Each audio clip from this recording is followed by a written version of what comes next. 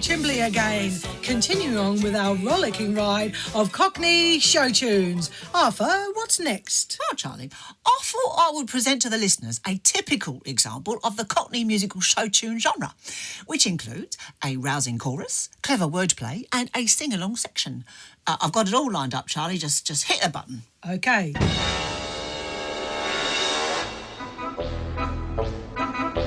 Welcome, monsieur, sit yourself down and meet the best innkeeper in town. As for the rest, all of them crooks, rooking the guests and cooking the books. Seldom do you see honest men like me, a gent of good intent, who's content to be master of the house, doling out the charm, ready with an handshake and an open palm. Down to salty Dale, makes a little stir, customers appreciate a bon vivant. Glad to do me friends a favour, doesn't cost me to be nice, but nothing gets you nothing, everything has got a little price. Master of the house, keeper of the zoo, ready to relieve them of the Sioux all too. Water in the wine, making up the weight, picking up their knickknacks when they can't see straight. Everybody loves a landlord, everybody's bosom friend. I do whatever pleases Jesus, don't I bleed him in the end. Master of the house, wicked as your eye, never wants a passerby to passing by. Servant to the poor, butler to the great, comfort of philosopher and lifelong mate. Everybody's true companion, everybody's around. But lock up your valises, Jesus, won't I skin you to the bone. Now, who do you think that was written by, Charlie? Well, that Cockney cove who wrote Oliver, obviously. You mean Lionel Bart? Him, yeah. Yeah, well, that, my friend, is where you are mistaken. That song was written by a pair of frogs. Frogs? You mean they worked on stage with frogs? No, Charlie, no amphibians were armed in the making of this song. What do you mean, then? I mean Frenchmen. What? From across the channel? Nah, never. Yup, 2 Frenchmen. That, my friend, is from the musical Les Mis. Nah, pull the other one, Arthur.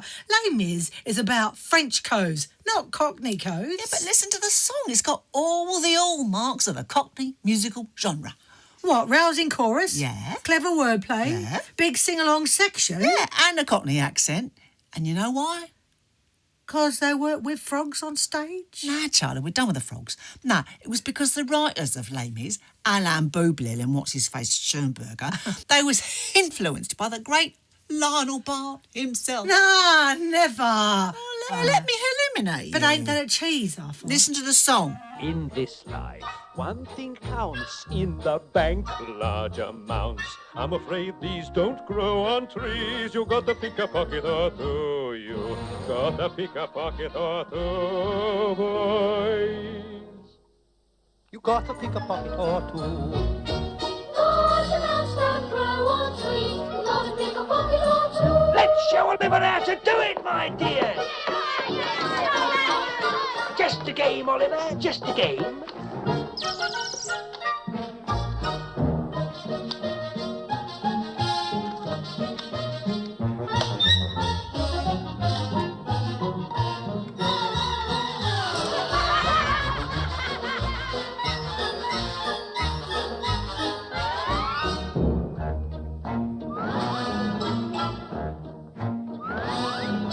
Why should we break our backs stupidly paying tax? Better get some untaxed income. Better pick a pocket or two. You gotta pick a pocket or two, boys. You gotta pick a pocket or two. Why should we all break our backs? Better pick a pocket or two.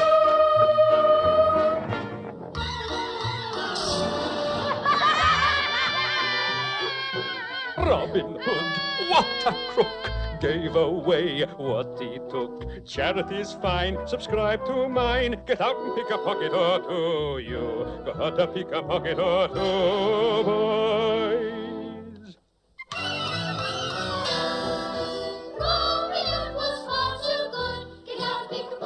Oh, that was very rousing. Yeah, with a great sing-along chorus. Yeah. Clever wordplay. Yeah. And Cockney accents. Yeah. Yeah, and no one more thing those two songs have in common. Frogs. They work with frogs. Nah, they're about fleecing. Oh, sheep. They work with sheep. No, fleece. Flea circus. Gotcha. No, they stole from people. Oh, of course. They had to make a living somehow, Arthur. Yeah, well, personally, I think it's perpetuating unhelpful stereotypes about Cockney folk. But Arthur, we steal things all the time. I got a 5-finger discount just yesterday from Mrs. Continuing on, Charlie, with All Things Musical. Yes, all things music hall. Have we got another example of the genre, Arthur? Yeah, it's all lined up. Right in front of you, Charlie. Press the button. Papa, there's a little ditty they're singing in the city, especially when they've been on the gin or the beer. If you've got the patience, your own imaginations will tell you just exactly what you want to hear. Papa, that's how it goes. Papa, everyone knows. They all suppose what they want to suppose when they hear Papa. Mr. Percy Snodgrass would often have the odd glass, but never when he thought anybody could see. Secretly he'd buy it and drink it on the quiet and dream he was an earl with a girl on each knee. Papa, that's how it goes. Papa, everyone knows. What is the cause of his red shiny nose? Could it be Papa? What is the cause of his red shiny nose? Could it be Papa?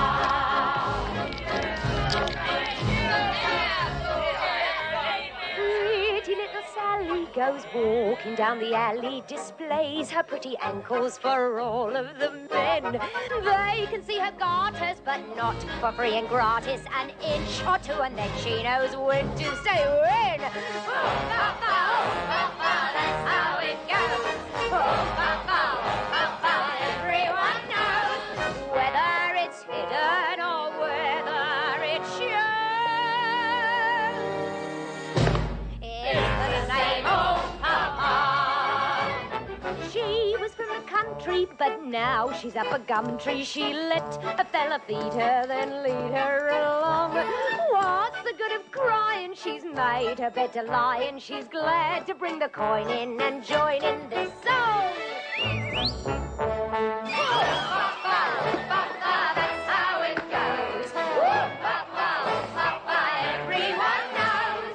She is no longer the same that she rose ever since Papa.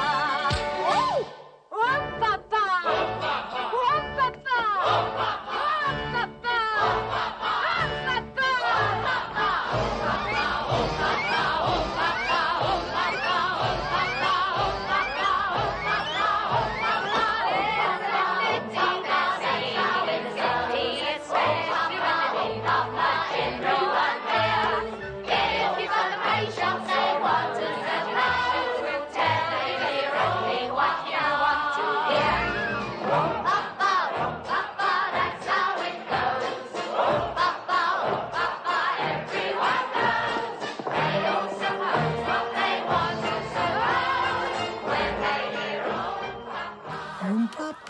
Papa, that's how it goes.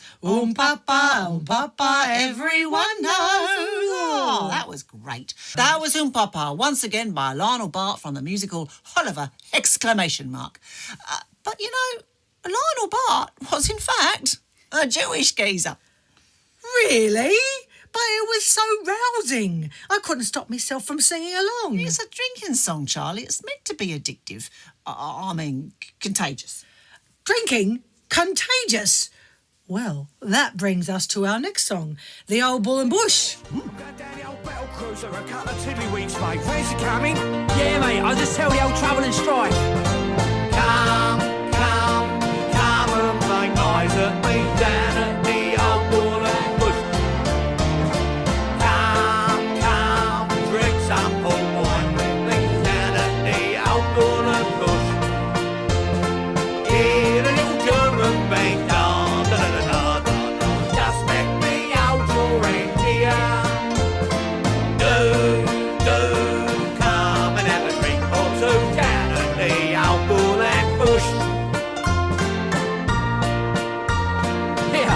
ain't we supposed to be singing this bit or what?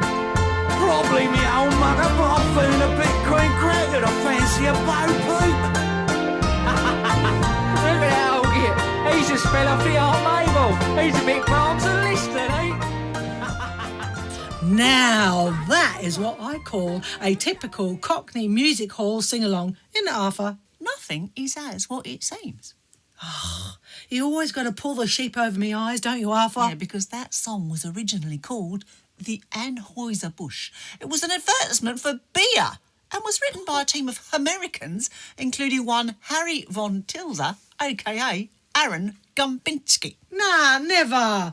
Were there any music hall songs written by plain old simple Cockney coves? Crash Bang Wallop. Ow, that hurt, Arthur. No, the song called Crash Bang Wallop. Oh, by Tommy Steele. That's a favourite.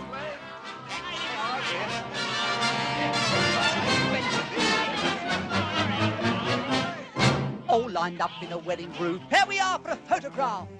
We're all dressed up in a morning suit, all trying not to laugh. Since the early caveman in his fur took a trip to Gretna Green, there's always been a photographer to recall the happy scene.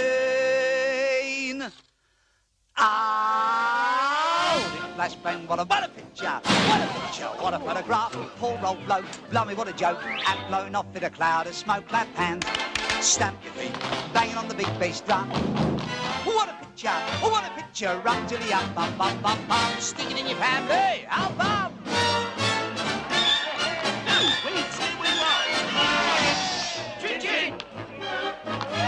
King Henry VIII had several wives, including Anne Boleyn, and he kept an album of their lives with all their photos in.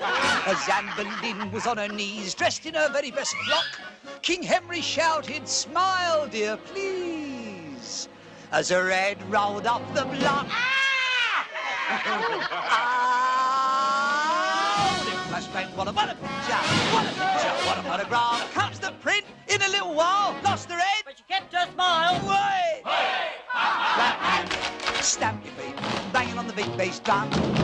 What a picture, run to the bum, bum, bum, bum. Stick it in your family, album. Run to the bum, bum, bum, bum.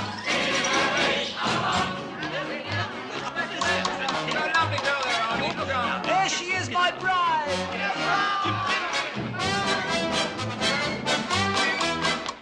You've read it in a folio or seen the Shakespeare play, how Juliet fell for Romeo in the merry month of May. And as he climbed the orchard wall to reach his lady fair, as he tumbled, she began to bawl. As he travelled through the air, flashbang, what a picture, what a photograph. Poor old bloke, couldn't see the joke, time took time. And his doublets broke. Oi! Clap hands, stamp your feet, banging on the big bass drum. What a picture, run to the bum, bum, bum, bum. Stick it in your family, album.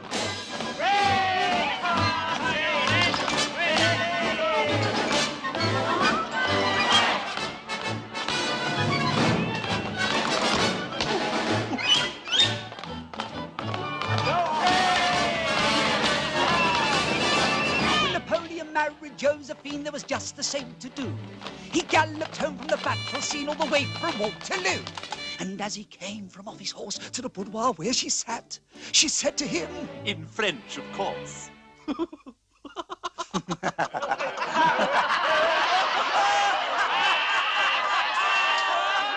as he took off his big cocked hat. Oh, it flashbang, what a picture, what a photograph. There she was, leaning on the bar, with champagne. Ooh la la! Whoa! Clap hands, stamp your feet, bang on the big bass drum. What a picture, run to the album. Stick it in your family, stick it in your family, stick it in your family album. That was Crash Bang Wallop. What a picture from the musical Half a Sixpence, which is about how much we get paid to do this show. I thought we got negotiated for nothing, Arthur. Yeah, moving right along. Well, actually, moving right along, we are at the end of the show. And what a ride it's been. I'm Arfur Chimbley. I'm a whole Chimbley. Charlie. Arthur. We are the Chimbley Bruvvers, esquire, at your service. And we would like to remind listeners that no frogs, Nor sheep. nor fleas were harmed in the making of this episode of Scallywag Showtunes. And it's good night from me. And it's good night from him. Good night.